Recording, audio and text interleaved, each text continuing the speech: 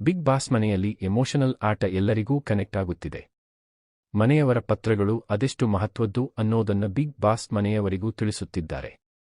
ಆ ವಿಚಾರದಲ್ಲಿ ರಕ್ಷಿತಾ ಶೆಟ್ಟಿ ಹಾಗೂ ರಾಶಿಕಾ ಶೆಟ್ಟಿ ಅವರಲ್ಲಿ ಒಬ್ಬರಿಗೆ ಲೆಟರ್ ಪಡೆಯೋ ಅವಕಾಶ ಇದೆ. ಆದರೆ ಮನೆಯ ಮಂದಿ ಯಾರಿಗೆ ವೋಟ್ ಹಾಕುತ್ತಾರೋ ಅವರಿಗೇನೆ ಈ ಪತ್ರ ಓದುವ ಚಾನ್ಸ್ ಇದೆ. ಆದರೆ ಸದ್ಯದ ಪ್ರೊಮೋದ ಕಂಟೆಂಟ್ ನೋಡಿದ್ರೆ ರಾಶಿಕಾ ಶೆಟ್ಟಿಗೇನೆ ಲೆಟರ್ ಸಿಗುವಂತೆ ಇದೆ. ರಕ್ಷಿತಾ ಶೆಟ್ಟಿ ಕಣ್ಣೀರು ಹಾಕ್ತಿರೋ ವಿಷಯವೂ ರಿವೀಲ್ ಆಗಿದೆ. ರಕ್ಷಿತಾ ಶೆಟ್ಟಿ ಕಣ್ಣೀರು ಹಾಕಿರೋದು ಇಲ್ವೇ ಇಲ್ಲ, ಆದರೆ ಮನೆಯವರ ಪತ್ರ ಅಂದ್ಮೇಲೆ ರಕ್ಷಿತಾ ಕೂಡ ಎಮೋಷನಲ್ ಆಗಿದ್ದಾರೆ. ಇನ್ನು ಪತ್ರ ಸಿಗೋದೇ ಇಲ್ಲ ಅಂದಾಗ ಕಣ್ಣೀರು ಸುರಿಸಿರೋದು ಇದೆ. ಆದರೆ ಇಲ್ಲಿ ಬಿಗ್ ಬಾಸ್ ಮನೆ ಮಂದಿಗೆ ಟಾಸ್ಕ್ ಕೊಟ್ಟಿದ್ದಾರೆ. ರಕ್ಷಿತಾ ಶೆಟ್ಟಿ ಮತ್ತು ರಾಶಿಕಾ ಶೆಟ್ಟಿ ಅವರಲ್ಲಿ ಯಾರಿಗೆ ಲೆಟರ್ ಹೋಗ್ಬೇಕು ಅನ್ನೋದನ್ನ ಮನೆಮಂದಿನೇ ನಿರ್ಧರಿಸಬೇಕು. ಅದು ಒಮ್ಮತದಿಂದಲೇ ಆಗ್ಬೇಕು.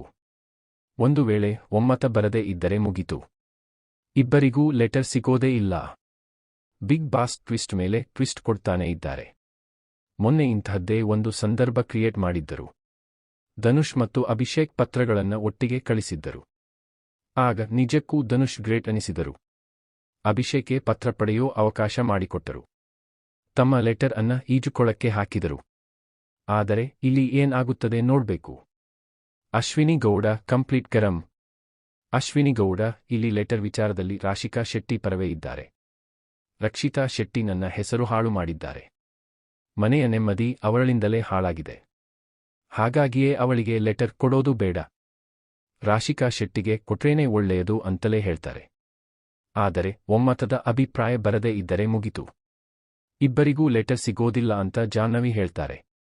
ಈ ರೀತಿಯ ಸ್ಥಿತಿಯಲ್ಲಿ ಯಾರಿಗೆ ಲೆಟರ್ ಸಿಗುತ್ತದೆ ಅನ್ನುವ ಪ್ರಶ್ನೆ ಇದೆ.